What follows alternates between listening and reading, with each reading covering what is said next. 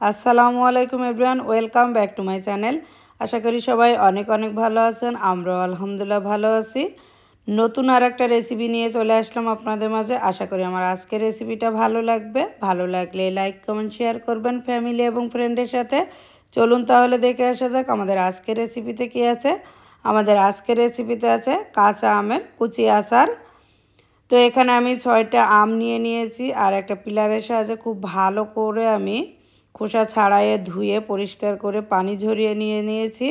এখন আমি এই আমগুলাকে একটা কাটারের সাহায্যে কেটে নিব। আপনারা চাইলে ছুরি কিংবা বটি দিয়ে এই কাজটা করে নিতে পারেন, তবে কাটারের সাহায্যে কাটলে কি একই রকম হয়, তবে অনেকে আছেন হলো বটি কিংবা ছুরি দিয়ে কাটলেও একই রকম হয়।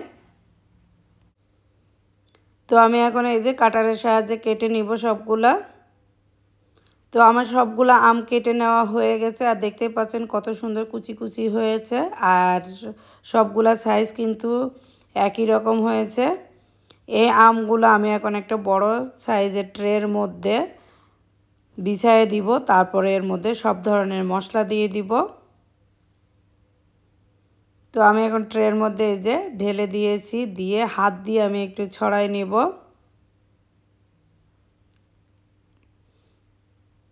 এখন এর মধ্যে আমি সব ধরনের মশলা দিয়ে দিব।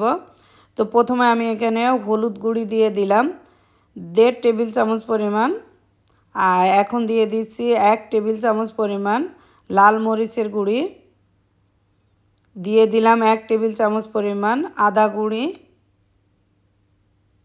1 টেবিল চামচ পরিমাণ দিয়ে দিলাম রসুন গুঁড়ি,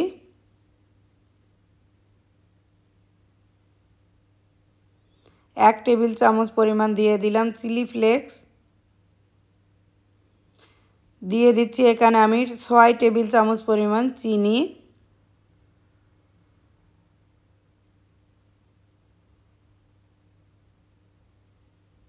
আপনারা চিনিটা দিতেও পারেন আবার নাও দিতে পারেন, তবে চিনিটা দিলে কিন্তু টক ঝাল মিষ্টি এই আচারটা খেতে কিন্তু ভীষণ মজা হবে। খিচুড়ি কিংবা পরোটা, তারপরে বিরিয়ানি যে কোনো কিছুর সাথে খেতে পারবেন।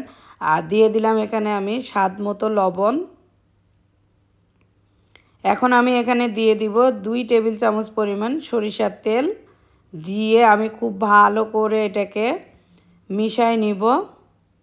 আপনারা চাইলে এটা হাত দিয়ে মিশাই নিতে পারেন, আমি চামচ দিয়ে মিশাই নিচ্ছি কারণ হাতে ঝালটা আমার লাগে আর জলে হাতটা, সেই জন্য আমি চামচ দিয়ে খুব ভালো করে এটাকে মিক্স করে তারপরে একদম ট্রের মধ্যে বিছাই নিয়ে রোদে দিব। তো কাঁটা চামচ দিয়ে আমি মশলার সাথে আমগুলো খুব ভালো করে মিক্স করে নিচ্ছি, আর এভাবে মিক্স করে তারপরে আমি একদম ট্রের মধ্যে বিছাইয়ে রোদে দিব। আর রোদে দিয়ে আমি খুব বেশি সময় রাখবো না, ঘন্টাখানিকের মতো রাখবো। আমাদের এখানে প্রচুর রোদ আছে, তার জন্য আমি ব্যালকনিতে দিয়ে রাখবো 1 ঘন্টার মতো। তারপরে আমি এটাকে উঠায় নিব। তো এই যে আমি বিছাই দিয়েছি মশলার সাথে একদম মিক্স করে সুন্দর করে, যাতে চিনির আর লবণের আর আমের যে রসটা আছে ওই রসটাই শুধু আমি একটু শুকায় নিব। আর খুব বেশি কিন্তু এটা শক্ত করা যাবে না, তাহলে কিন্তু ভালো লাগবে না।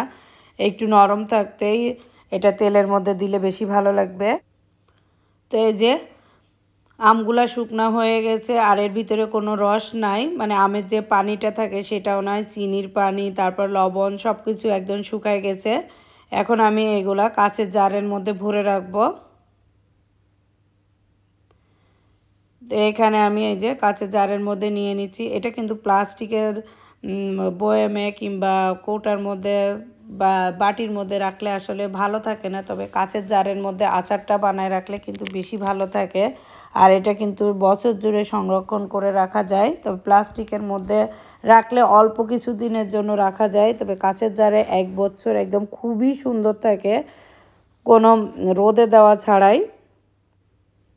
এখন আমি 5 ফোড়ন মশলা ভেজে নিব। এখানে 2 টেবিল চামচ পরিমাণ 5 ফোড়ন মশলা আমি একটা ফ্রাই প্যানের মধ্যে দিয়ে খুব ভালো করে ভেজে নিব 2-3 মিনিটের মতো।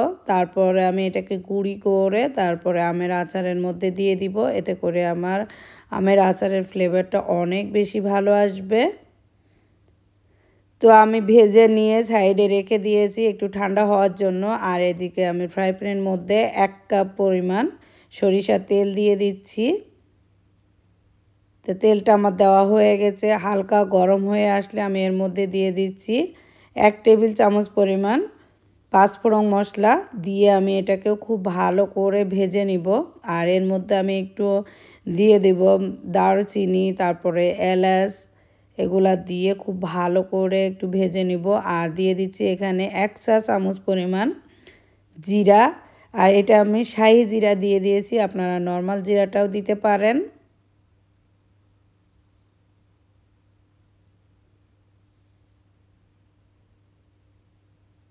তো আমার সব কিছু ভেজে নেওয়া হয়ে গেছে।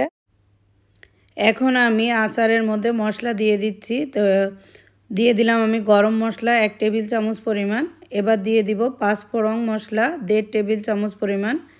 যেটা আমি ভেজে রেখেছিলাম সেটা আমি আদা ভাঙা করে এখন দিয়ে দিচ্ছি। তা দিয়ে দেওয়া হয়ে গেছে। এবার আমি এর মধ্যে গরম তেলটা দিয়ে দিব।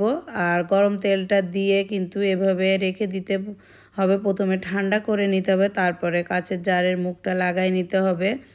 এটা কিন্তু প্লাস্টিকের জারে হবে না, আপনারা চাইলে কাচের কোনো বোলের মধ্যে এরকম দিয়ে তেলটা দিয়ে তারপরে ঠান্ডা করে প্লাস্টিকের জারের মধ্যে রাখতে পারেন, তবে প্লাস্টিকের জারে কিন্তু ভালো থাকে না আচারটা।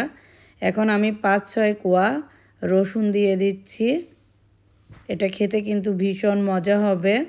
তারপর আমি এখানে দিয়ে দিব 2টা শুকনা মরিচ, আর এই মরিচ 2টা কিন্তু আমার গাছের, এটা কিন্তু খেতে ভীষণ মজা হবে।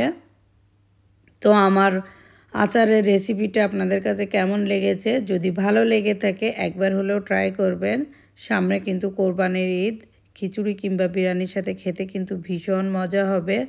আজ এখানে বিদায় নিচ্ছি, দেখা হবে অন্য কোনো ভিডিওতে। আল্লাহ হাফেজ, আসসালামু আলাইকুম।